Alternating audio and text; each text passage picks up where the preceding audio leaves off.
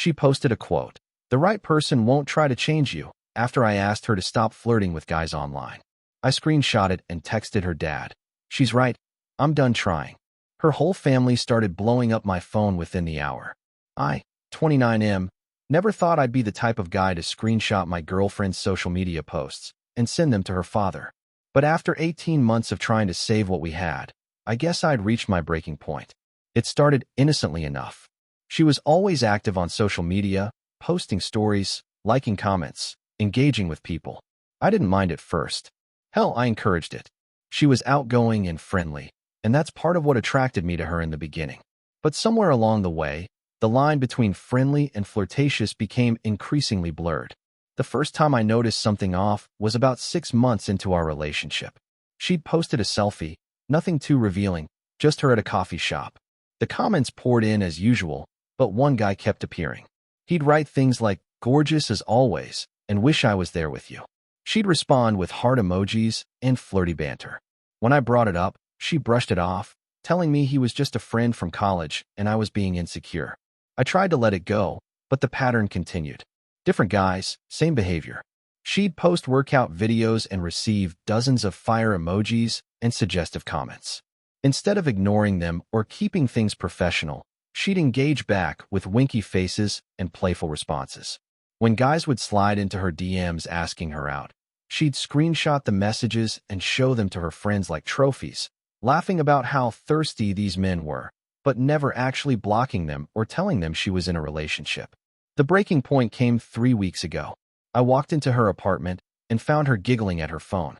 When I asked what was so funny, she showed me a conversation with some guy who'd been commenting on her posts for months. He'd sent her shirtless photos, and instead of shutting it down, she'd sent back a photo of herself in workout clothes with some comment about how they should be gym partners sometime. I lost it. Not in a screaming, throwing things way, but in that cold, quiet way that probably scared us both. I told her this wasn't okay, that I felt disrespected, and that her behavior was inappropriate for someone in a committed relationship. She immediately went on the defensive, accusing me of trying to control her and being jealous of her friendships. We had the same argument we'd been having for months, just louder this time. She insisted these guys meant nothing to her, that she was just being friendly, that I was being possessive and insecure. I tried to explain that there's a difference between being friendly and actively encouraging attention from men who clearly wanted more than friendship. She refused to see my point. Over the next few weeks, I thought maybe we'd made progress. She seemed to tone down the online flirting slightly, though she never actually apologized or admitted she'd done anything wrong. I convinced myself that maybe I had been overreacting, that I should be more trusting. Then yesterday happened. I was scrolling through my feed during my lunch break when I saw her latest post. It was one of those inspirational quote graphics with a sunset background. The text read, "The right person won't try to change you. They'll love and accept you exactly as you are." The irony hit me like a truck. Here I was, spending months trying to explain why her behavior hurt me, begging her to consider my feelings, and she was posting quotes about how I was wrong for even asking. The post had dozens of likes within an hour, with comments from her friends agreeing about how she shouldn't change for anyone and how she deserved someone who appreciated her free spirit. I sat in my car in the parking lot, staring at that post for probably 10 minutes. Something inside me just snapped, not in an angry way, but more like a switch flipping off. I realized she was absolutely right. The right person wouldn't try to change her, and I was done trying. I screenshot the post and opened a new text message. Her father and I had always gotten along well. He was a straightforward guy who appreciated honesty and had often told me he was glad his daughter had found someone who treated her well. We'd had several conversations about relationships and respect over family dinners. I typed out a simple message, "She's right, I'm done trying," and attached the screenshot. Then I hit send before I could second-guess myself. Within minutes, my phone started buzzing. First it was her father calling. I let it go to voicemail. Then her mother. Then her sister. Then her brother. By the time I got back to my office, I had 12 missed calls and 6 text messages asking me what I meant and demanding I call back immediately. I turned my phone to silent and tried to focus on work, but my mind kept racing. Part of me felt guilty for involving her family, but another part felt vindicated. If she wanted to post about how the right person wouldn't try to change her, then she could deal with the consequences of that philosophy. Around 4 o'clock, she finally called. I almost didn't answer, but curiosity got the better of me. She was furious, asking me what the hell I thought I was doing texting her family about our relationship problems. I told her I wasn't texting about our problems. I was texting about my solution. She demanded to know what I meant by that. I explained that her post had made everything clear to me. She was right that the right person wouldn't try to change her. Since I'd clearly been trying to change her behavior for months, I obviously wasn't the right person for her. Problem solved. The silence on the other end of the line lasted almost a full minute. When she finally spoke, her voice was different. Smaller somehow. She asked if I was breaking up with her. I told her I wasn't breaking up with her. I was simply accepting that we weren't compatible and saving us both the trouble of continuing to pretend otherwise.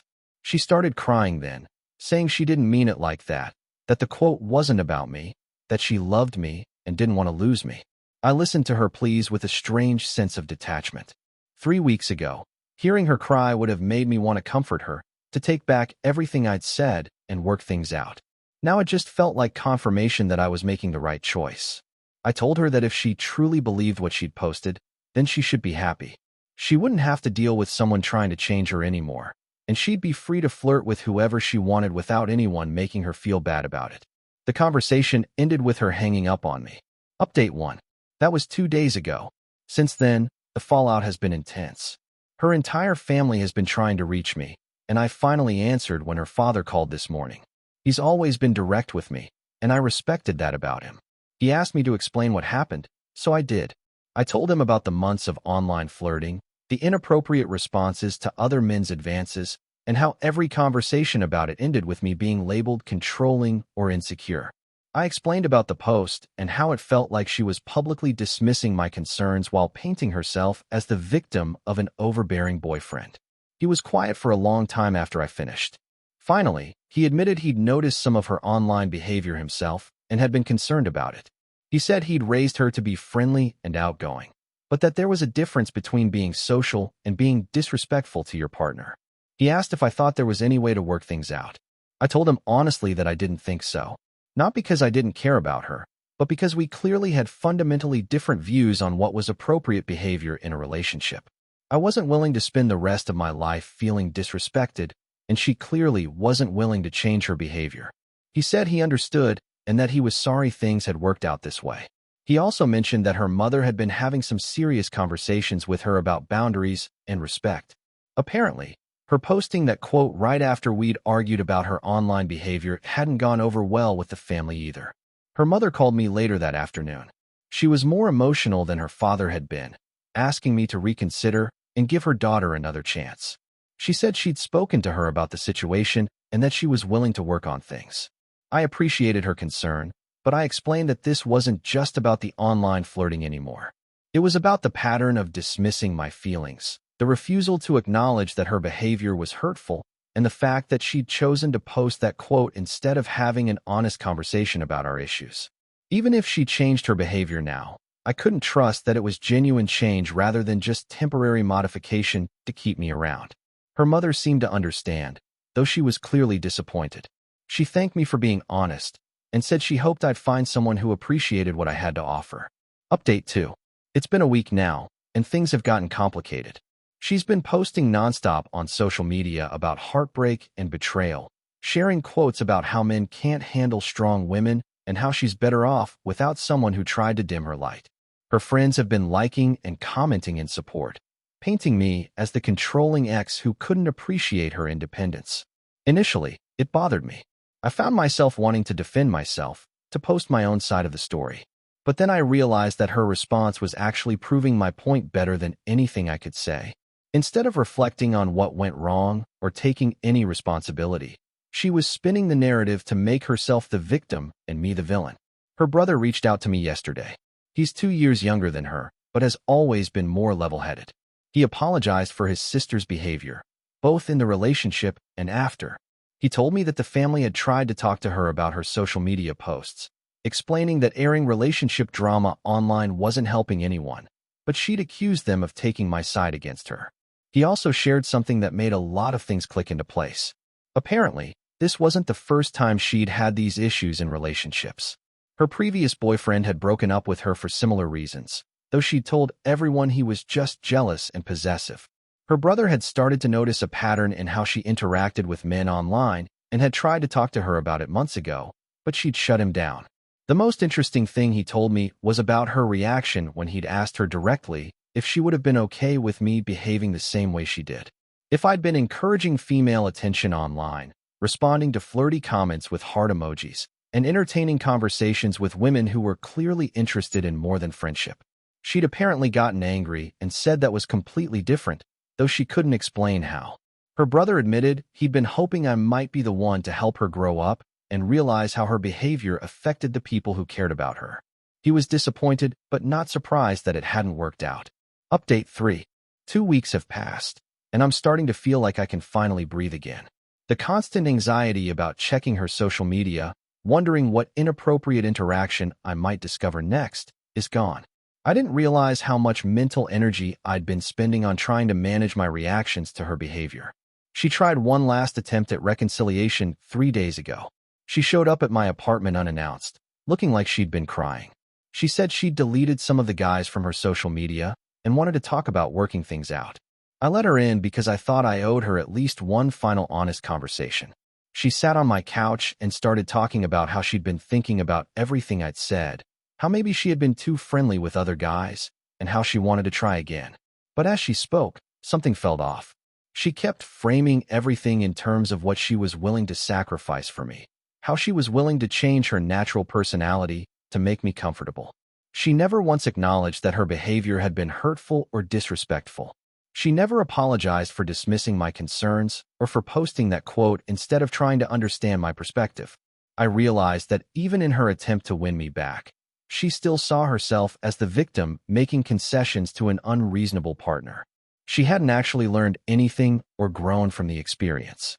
She was just willing to modify her behavior temporarily to avoid being alone. I told her that I appreciated her coming over, but that my decision hadn't changed.